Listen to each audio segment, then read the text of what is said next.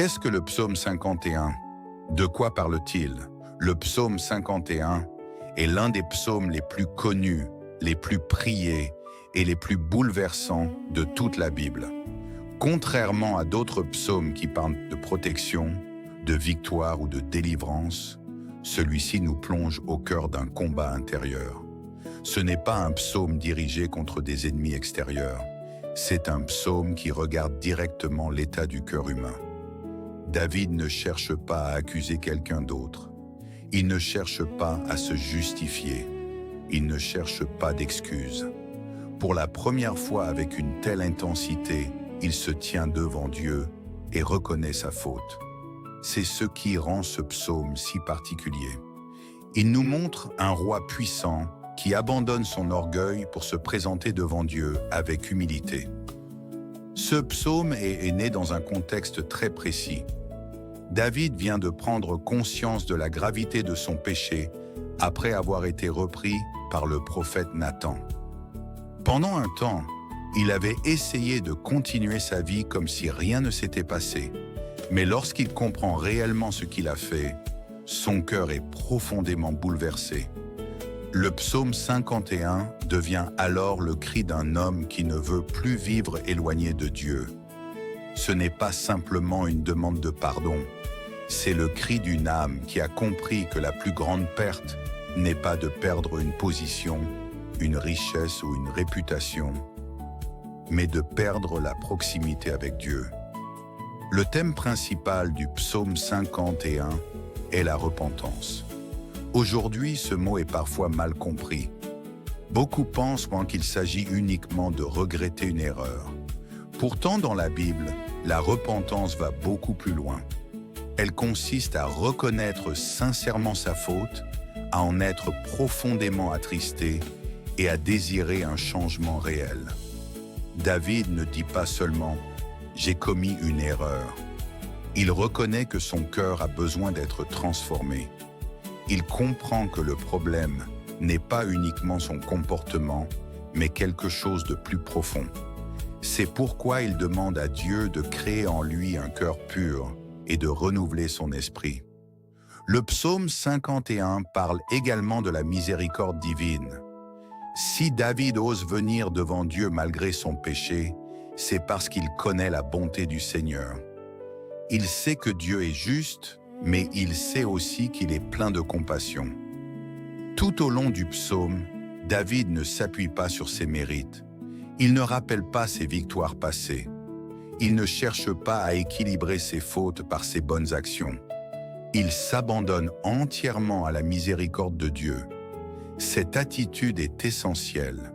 Elle nous rappelle que le pardon divin ne s'obtient pas par nos performances, mais par la grâce de Dieu.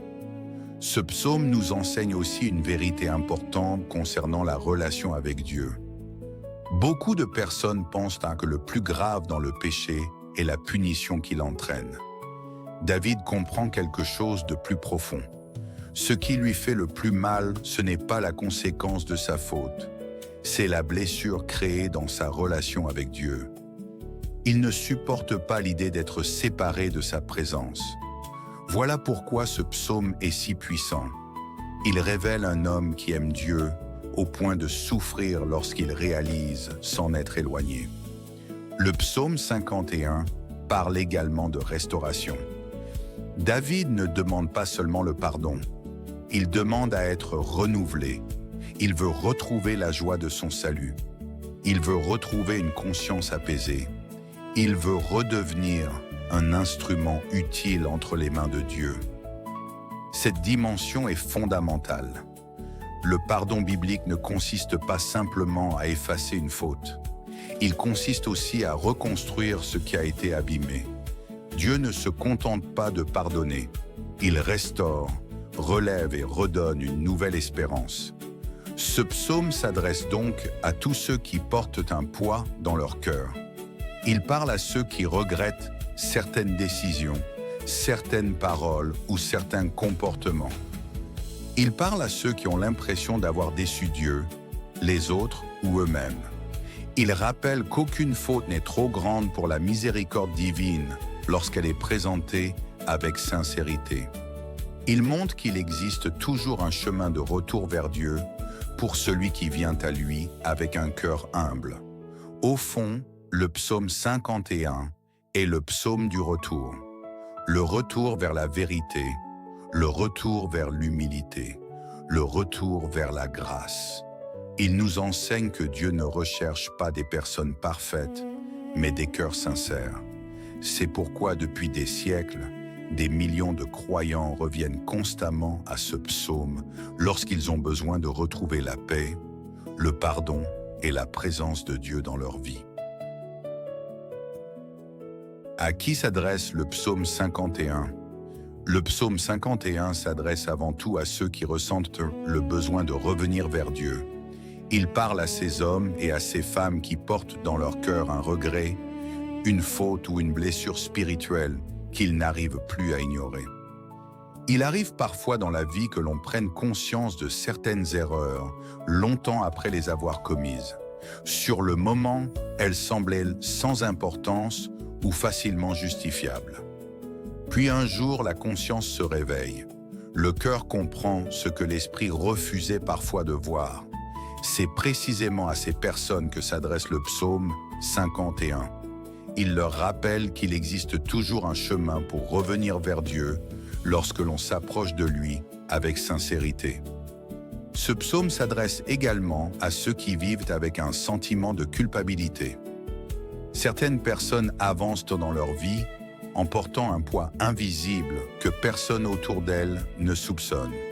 Elles continuent à travailler, à sourire et à accomplir leurs responsabilités. Mais au fond d'elles-mêmes demeure une blessure qui n'a jamais réellement été guérie. Elles repensent régulièrement à certaines décisions, à certaines paroles ou à certains choix qu'elles regrettent profondément. Avec le temps, cette culpabilité devient un fardeau lourd. Le psaume 51 leur rappelle que Dieu ne souhaite pas les voir vivre éternellement sous le poids de leurs fautes. Il désire les conduire vers le pardon, la guérison et la restauration. Le psaume 51 parle aussi à ceux qui ont l'impression d'avoir déçu Dieu. Beaucoup de croyants connaissent cette expérience. Ils aiment sincèrement le Seigneur, mais ils se rendent compte qu'ils sont parfois tombés loin de ce qu'ils auraient voulu être. Cette prise de conscience peut provoquer de la honte et même un sentiment d'éloignement spirituel. Certaines personnes finissent par croire qu'elles ne sont plus dignes de prier ou de s'approcher de Dieu. Pourtant, le psaume 51 montre exactement le contraire. David ne fuit pas Dieu après sa chute, il court vers lui. Il comprend que la seule personne capable de le relever est précisément celle qu'il a offensée. Cette leçon reste très actuelle pour tous ceux qui ont peur de revenir vers Dieu après une période d'éloignement. Ce psaume s'adresse également à ceux qui cherchent une transformation intérieure. Beaucoup de personnes souhaitent changer certains aspects de leur vie. Elles essaient de modifier leur comportement, leurs habitudes ou leur manière de penser. Pourtant, elles découvrent souvent que la volonté seule ne suffit pas. David comprend cette réalité. C'est pourquoi il ne demande pas simplement à Dieu d'effacer sa faute. Il demande un cœur nouveau. Il comprend que le véritable changement commence à l'intérieur avant d'apparaître à l'extérieur. Le psaume 51 s'adresse donc à tous ceux qui désirent une transformation profonde et durable. Il parle aussi à ceux qui se sentent spirituellement fatigués. Parfois, la vie nous éloigne progressivement de notre relation avec Dieu. Les préoccupations quotidiennes prennent toute la place. La prière devient plus rare. La foi semble moins vivante qu'autrefois. Le cœur perd peu à peu sa joie spirituelle. David connaît lui aussi cette réalité lorsqu'il demande à retrouver la joie de son salut.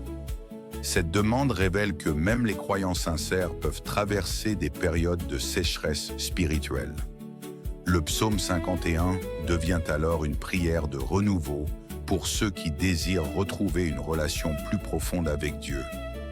Le psaume 51 s'adresse aussi à ceux qui pensent que leur passé les condamne. Certaines personnes ont commis des erreurs qu'elles considèrent comme impardonnables. Elles vivent avec l'idée qu'elles ne pourront jamais être restaurées. Pourtant, si Dieu a accepté la repentance sincère de David malgré la gravité de ses fautes, cela signifie qu'aucune personne n'est au-delà de la grâce divine. Ce psaume est un message d'espérance pour tous ceux qui pensent qu'il n'existe plus de possibilité de recommencer. Enfin, le psaume 51 s'adresse à tous ceux qui désirent grandir dans l'humilité. David nous montre une attitude différente. Il accepte de reconnaître ses erreurs sans chercher d'excuses. Il se présente devant Dieu avec vérité. Cette humilité ouvre la voie à la restauration.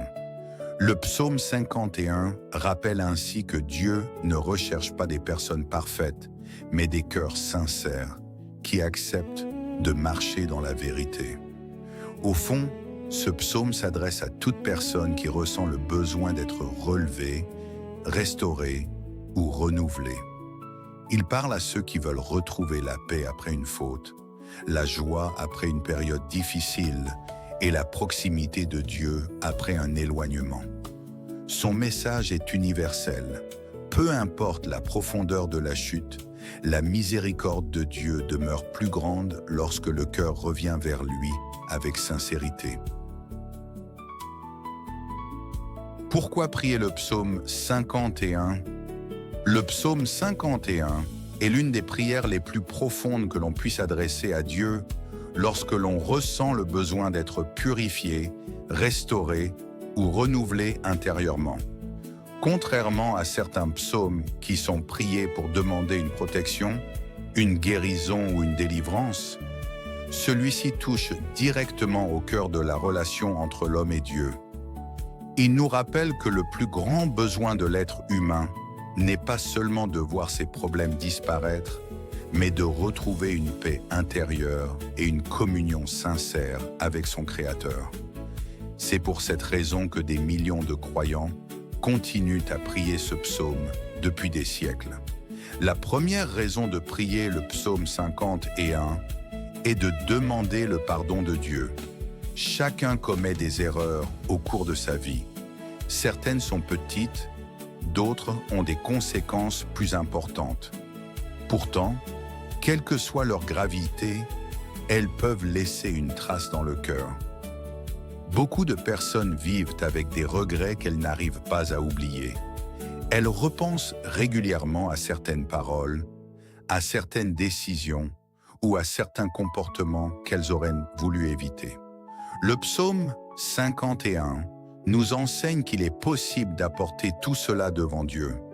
Il nous rappelle que sa miséricorde est plus grande que nos fautes lorsque nous venons à lui avec sincérité.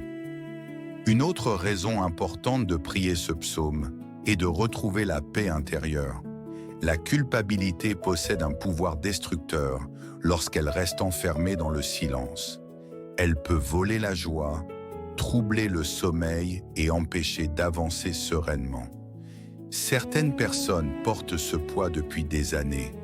Elles ont reçu le pardon des autres, mais ne parviennent toujours pas à se pardonner elles-mêmes.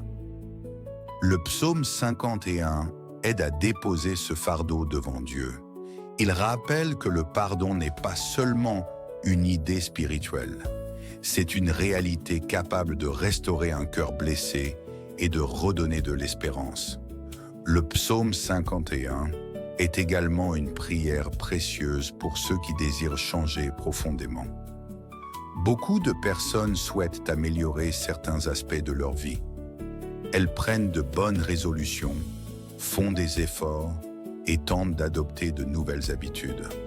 Pourtant, elles découvrent parfois que le changement extérieur ne suffit pas. David comprend cette réalité lorsqu'il demande à Dieu de créer en lui un cœur pur.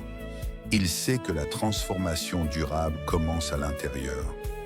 Prier ce psaume permet donc de demander à Dieu une œuvre profonde qui touche les pensées, les intentions et les motivations du cœur.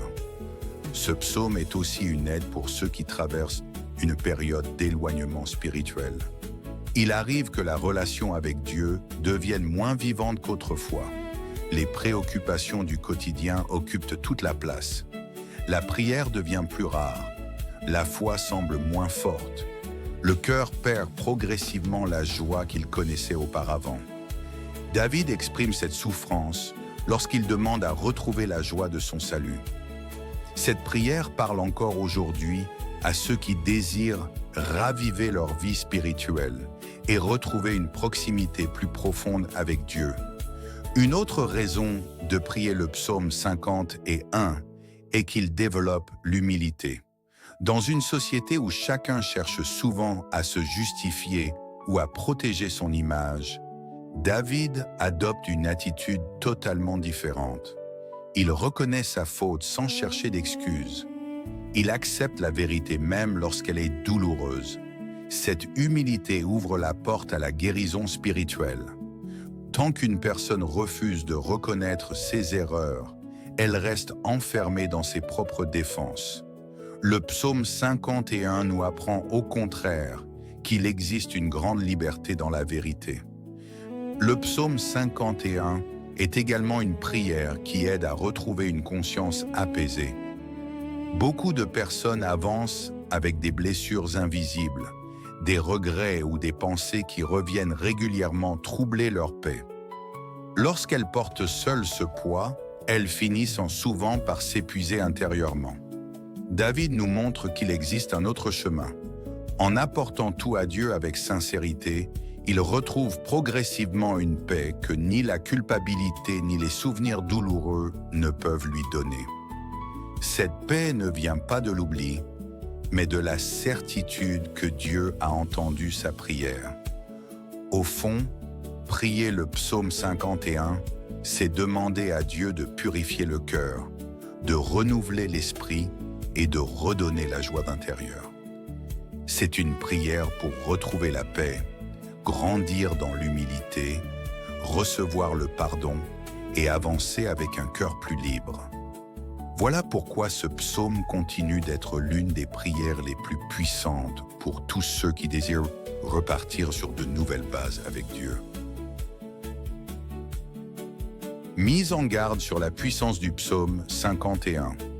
Le psaume 51 est l'un des psaumes les plus puissants de toute la Bible lorsqu'il est question de pardon, de purification et de restauration intérieure. Pourtant, il est également l'un des plus exigeants. Beaucoup aiment lire ce psaume parce qu'il parle de la miséricorde de Dieu, mais certains oublient qu'il parle aussi de vérité, d'humilité et de transformation. Ce n'est pas une simple prière destinée à apaiser une conscience troublée. C'est une prière qui invite à regarder honnêtement son propre cœur. C'est pourquoi il est important de comprendre sa véritable portée avant de le prier. La première mise en garde concerne le regret superficiel. Il existe une différence entre regretter les conséquences d'une faute et regretter réellement la faute elle-même. Beaucoup de personnes souffrent davantage à cause des conséquences de leurs actes qu'à cause de l'acte lui-même. Elles regrettent ce qu'elles ont perdu, les difficultés rencontrées ou l'image qu'elles ont donnée d'elles-mêmes. David va beaucoup plus loin. Il ne cherche pas simplement à éviter une punition. Il reconnaît sincèrement sa responsabilité devant Dieu. Le psaume 51 ne produit ses fruits que lorsqu'il est prié avec cette même sincérité. Une autre mise en garde importante concerne l'hypocrisie spirituelle. Certaines personnes récitent des prières de pardon tout en refusant de changer ce qui doit l'être dans leur vie. Elles demandent à Dieu d'effacer leurs fautes, mais ne souhaitent pas abandonner ce qui les éloigne de lui. David adopte l'attitude inverse. Il demande non seulement le pardon, mais également un cœur nouveau. Il comprend que la repentance véritable implique une transformation intérieure. Le psaume 51 ne doit donc jamais être réduit à une simple formule religieuse répétée mécaniquement. Ce psaume nous met également en garde contre le désespoir. Lorsqu'une personne prend pleinement conscience de ses erreurs, Elle peut être tentée de croire qu'elle est définitivement condamnée. Certaines fautes paraissent si lourdes que l'on imagine ne jamais pouvoir être restaurées. Pourtant, si David a pu revenir vers Dieu après sa chute, cela signifie que la grâce divine est plus grande que les échecs humains. Le psaume 51 rappelle que Dieu ne cherche pas à écraser celui qui se repent sincèrement. Il cherche à le relever. Une autre erreur consiste à croire que le pardon efface automatiquement toutes les conséquences de nos actes. Dieu pardonne, mais certaines blessures demandent du temps pour être guéries. Certaines relations doivent être reconstruites. Certaines situations nécessitent de la patience. David lui-même a reçu le pardon de Dieu, mais il a également dû assumer certaines conséquences de ses choix. Le psaume 51 nous enseigne donc à accueillir le pardon sans croire pour autant que tout redeviendra immédiatement comme avant. Le psaume met aussi en garde contre l'orgueil caché.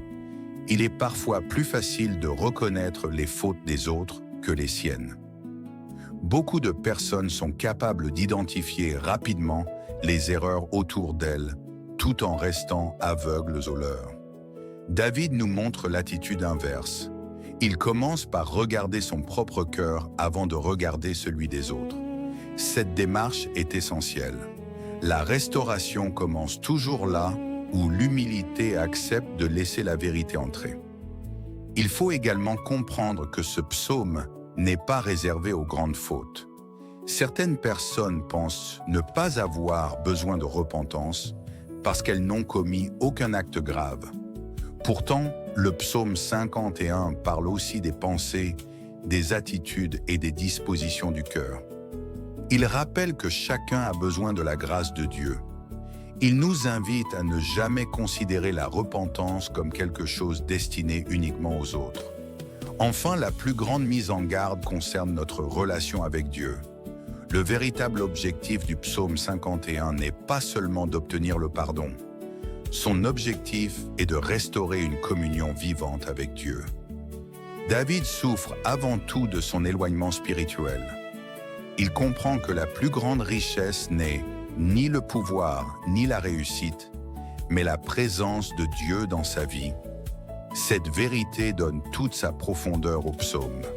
Le psaume 51 est donc un psaume extrêmement puissant, mais sa puissance ne réside pas uniquement dans les paroles qu'il contient.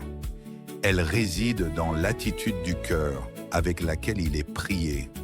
Celui qui le récite avec sincérité découvre un chemin de pardon, de vérité, d'humilité et de restauration. Il apprend que Dieu ne rejette pas celui qui revient vers lui avec un cœur brisé et honnête. Et il comprend que la véritable liberté commence lorsque l'on cesse de se cacher pour marcher pleinement dans la lumière de Dieu. Maintenant, prends quelques instants pour calmer ton esprit. Laisse de côté les inquiétudes, les peurs et les pensées qui occupent ton cœur. Que cette prière ne soit pas une simple lecture, mais une rencontre avec Dieu. Ouvre ton cœur avec sincérité, place ta confiance en lui et prions maintenant ce psaume ensemble. Au chef des chantres, psaume de David.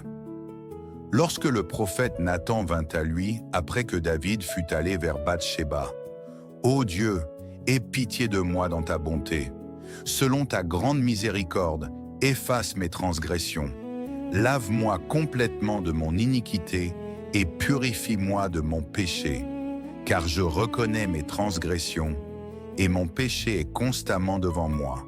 J'ai péché contre toi seul et j'ai fait ce qui est mal à tes yeux, en sorte que tu seras juste dans ta sentence, sans reproche dans ton jugement.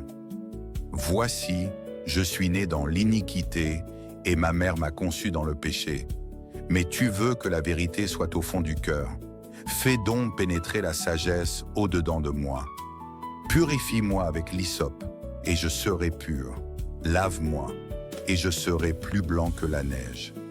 Annonce-moi l'allégresse et la joie, et les eaux que tu as brisées se réjouiront.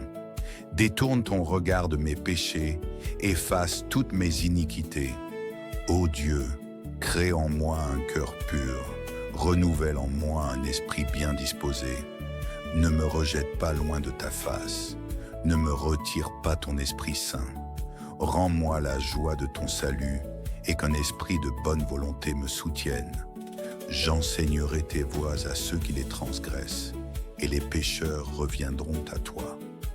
Ô Dieu, Dieu de mon salut, délivre-moi du sang versé, et ma langue célébrera ta miséricorde. Seigneur, ouvre mes lèvres, et ma bouche publiera ta louange. Si tu eusses voulu des sacrifices, je t'en aurais offert, mais tu ne prends point plaisir aux holocaustes. Les sacrifices qui sont agréables à Dieu, c'est un esprit brisé. Ô Dieu, tu ne dédaignes pas un cœur brisé et contrit. Répands par ta grâce tes bienfaits sur Sion. Bâtis les murs de Jérusalem. Alors tu agréeras des sacrifices de justice, des holocaustes et des victimes tout entières. Alors on offrira des taureaux sur ton autel. Amen. Si ce décryptage t'a aidé à mieux comprendre la profondeur de la parole de Dieu, abonne-toi pour ne manquer aucun des prochains enseignements que nous partagerons ensemble. Et toi, quelle parole, quelle promesse ou quel passage t'a le plus touché aujourd'hui? Comment résonne-t-il dans ta vie en ce moment?